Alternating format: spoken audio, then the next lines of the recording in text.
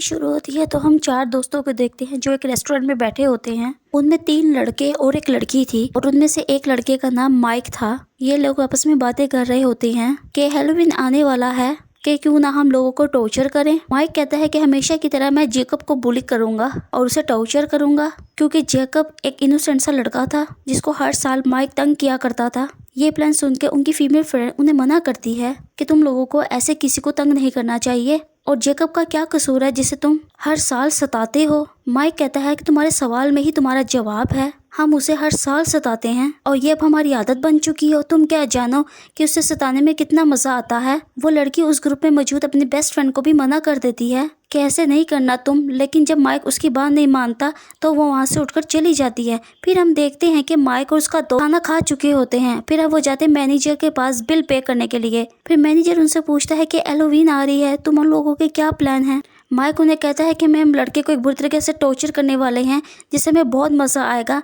तो मैनेजर भी अपना इंटरेस्ट शो करता है और कहता है कि मैं भी देखना चाहता हूँ कि तुम उसे कैसे टॉर्चर करते हो। माइक कहता है कि नहीं, ये मेरे दोस्तों का प्लान है। तो वो मैनेजर से काफ़ी रिक्वेस्ट करता है और आखिरकार माइक मान जाता है और फिर वो माइक के साथ चला जाता है जैकब को टॉर्चर करने के लिए। अगर वो जान लेते हैं कि जैकब था कौन, मेंटली लड़का था जिसका दिमाग ठीक से काम नहीं करता था और ना वो कुछ ज़्यादा सोच पाता था। उसे कैंडीज खाना बहुत पसंद था और सबसे बढ़ के कॉर्न कैंडी जिसे वो अपनी बास्केट में लिए लेके फिरता था। वो एक फेस्टिवल के पास जाता है। बेसिकली वो यहाँ पे एक वर्कर के तौर पर आया था। यहाँ का ओनर कहता है कि तुम अपनी पूरी लगन से ये काम करना और पूरे ध्यान से काम करना और याद रहे कि कोई भी ऐसी हरकत ना करना जिससे तुम्हारी और मेरी बेइज्जती हो। तो ओनर उसे कहता है कि शो शुरू ही होने वाला है, तुम भी तैयारी कर लो। मगर जैकब जैसे ही बाहर आता है उसके सामने माइक और वही लोग खड़े होते हैं जो उसे तंग करने लगते हैं। मगर जैकब ये सब कुछ बर्दाश्त करके तंग आ चुका था। वो अपने डिफेंस में माइक को धक्का दे देता है ताकि वो उसे कुछ ना कहे। माइक को और ज़्यादा गुस्सा आ जाता है और वो उससे बहुत मारने लगता है। उसके साथी भी उसे मार रहे थे जिसकी वजह से जैकब वहीं पे मर जाता है। ये सब कुछ होता हुआ माइक की फीमेल फ्रेंड भी देख लेती है क्योंकि वो वहाँ पर छुप के खड़ी हुई थी। उसके दिल को कुछ होने लगता है कि ये कैसे किसी की जान ले सकते हैं। फिर हम देखते हैं माइक और उसके दोस्त जब घर जाते हैं उन्हें इस बात का कोई शर्मिंदगी नहीं होती कि हमने किसी की जान ले ली, कि वो कहते हैं कि जेकब की गलती थी। हम हर साल उसे टॉर्चर करते थे और वो हमारा टॉर्चर बर्दाश्त कर लेता था, लेकिन इस साल उसने खुद को प्रोटेक्ट करने के लिए मुझे धक्का दिया। क्या मुझे गुस्सा ना आता? यानी इतने जालिम थे ये लोग। दूसरी तरफ हम देखते हैं कि माइक की वही फीमेल फ्रेंड बहुत बुरा फील कर रही होती है जैकब को लेके। जब फेस्टिवल में शो का ओनर देखता है कि जैकब को किसी ने मार दिया है तो उसे बहुत गुस्सा आता है कि मेरे वर्कर को कोई ऐसे मारकर कैसे जा सकता है। वो दिल का अच्छा इंसान होता है। वो जैकब की बॉडी को उठाकर अंदर ले आता है और उसके फेस पर कोई मास्क पहनाता है और उसके बाद वो एक रिचुअल करने लगता है जिससे किसी की सोल उसके अंदर आ जाती है और फिर अब जख्मी जैकब फिर से जिंदा हो जाता है ताकि वो बदला ले सके लोगों से अपने मर्डर का। फिर हम देखते हैं कि माइक की फीमेल फ्रेंड टाउन के शेरिफ के पास जाती है और उसे सब कुछ बता देती है कि जैकब को किन लोगों ने मारा है और किस तरह मारा है। तो शेरिफ ये सब सुनकर कहता है ठीक है, मैं इसे नोट कर लेता हूँ, लेकिन अभी तक मेरे पास इसकी कोई रिपोर्ट नहीं आई। लेकिन जब शेरिफ को पता चलता है कि टॉर्चर करने वालों में से एक उसका बेटा ही था माइक, तो उसे यकीन नहीं आता कि मैं टाउन का शेरिफ हूँ और मेरा बेटा ऐसा कैसे कर सकता है। तो वो सीधा उस फेस्टिवल के ओनर के पास जाता है। उससे पूछता है कि जैकब कहाँ पर है और क्या हुआ था। ऑनर्स कहता है कि सबको गलत लगा कि वो मर गया था, वो बस सिर्फ जख्मी था। अब मैंने उसको रेस्ट करने के लिए उसके घर भेजा है। बात तो सच थी कि ऑनर्स की सर्कस के बाद हम जैकब को मरा हुआ तो देखते हैं। शेरिफ सीधा जैकब के घर जाता है और दरवाजा लॉक करने लगता है, लेकिन कोई भी दरवाजा नहीं खोलता तो वो वापस चला जाता है। फिर हम माइक के उस फीमेल फ्रेंड्स को देखते हैं। उसका दोस्त उसे मिलने आता है और वो उसको बताता है कि शेरिफ ने इन्वेस्टिगेशन की है और उन्हें पता चला है कि जैकब अभी जिंदा है।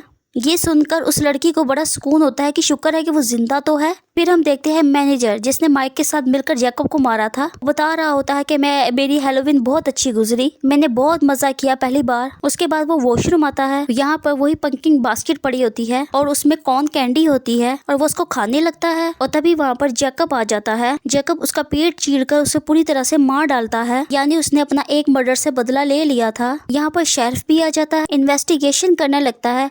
हर तरफ कैंडी कौन बिखरी हुई थी।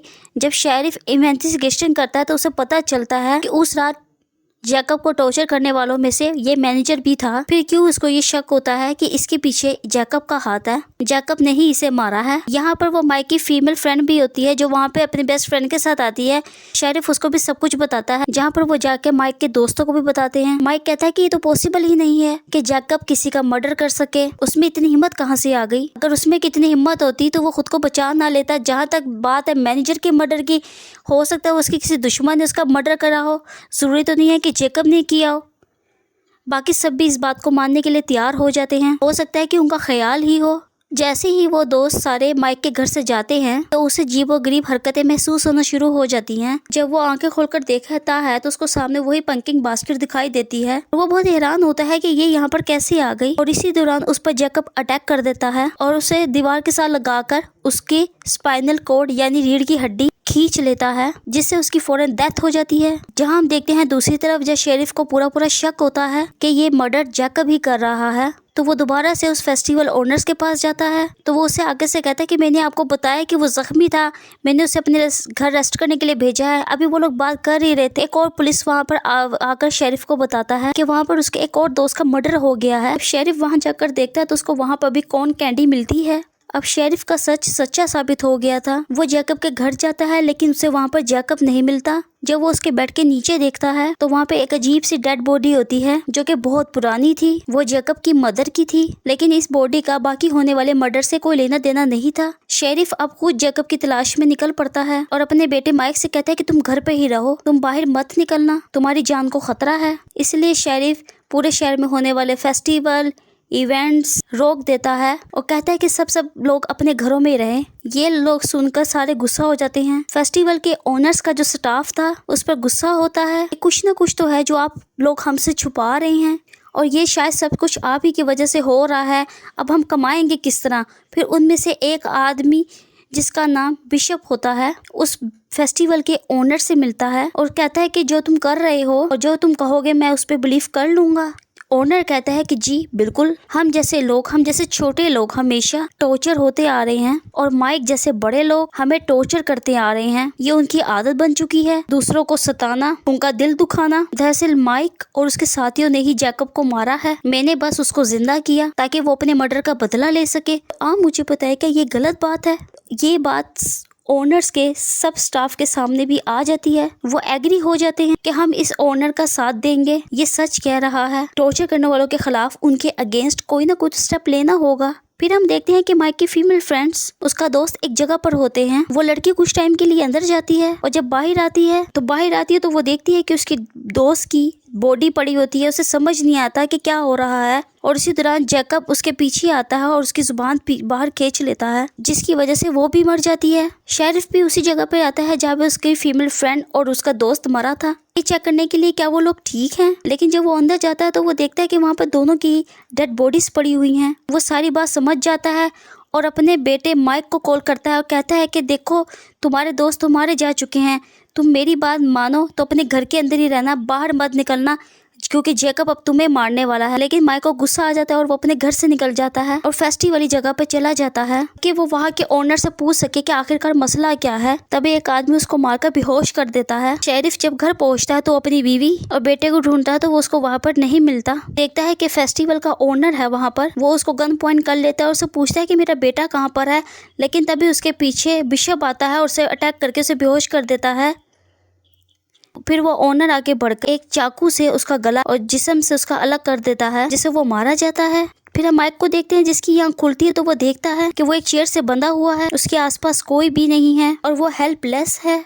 फिर वो दूर से शेरिफ की गाड़ी को आते हुए देखता है, यानी अपनी फादर की गाड़ी को। वो ये देखकर खुश हो जाता है और कहता है कि मेरे फादर आ गए हैं मुझे बचाने के लिए। लेकिन ये उसकी गलत फहमी थी, क्योंकि गाड़ी में तो उसका फादर था ही नहीं, बल्कि इसका सर गाड़ी के ऊपर था कटा हुआ, जिसे देखकर माइक रोने लगता है क्योंकि वो जानता था कि वो भी मारा जाएगा क्योंकि उसके कोई फादर नहीं रहे और कोई भी नहीं रहा। तभी उसके सामने जैकब आता है जो उसको बहुत बुरी तरीके से टॉर्चर करके मारने वाला था। उसके दोनों बाजू उसके जिस्म से अलग कर देता है और एक एक करके उसके सारे दांत निकाल देता है और वो इसी तरीके से उसको टॉर्चर कर करके मार डालता है। और फिर सीन चेंज होता है। फिर हम फेस्टिवल के ओनर को देखते हैं जो किसी दूसरे शहर में अपना शो कर रहा होता है वो वहाँ पर एक लड़की को नेकलेस देता है जो कि माइक के दांतों से बना हुआ था और उसे बता रहा होता है जैकब के बारे में। तो वो लड़की कहती है कि मुझे इस बात पे यकीन नहीं है कि वो कैसे जिंदा हो गया और कैसे लोगों को मारता है। तो ओनर उससे कहता है कि कुछ लोग मासूम लोगों की बिला वजह जान ले लेते हैं और उनको लोगों को सबक सिखाने के लिए जैकब को जिंदा किया गया है। फिर मूवी के लास्ट सीन में हम देखते हैं कि जैकब अपने घर में वही मास्क पहनकर बैठा होता है और वो अपनी फेवरेट कॉर्न कैंडी खा रहा होता है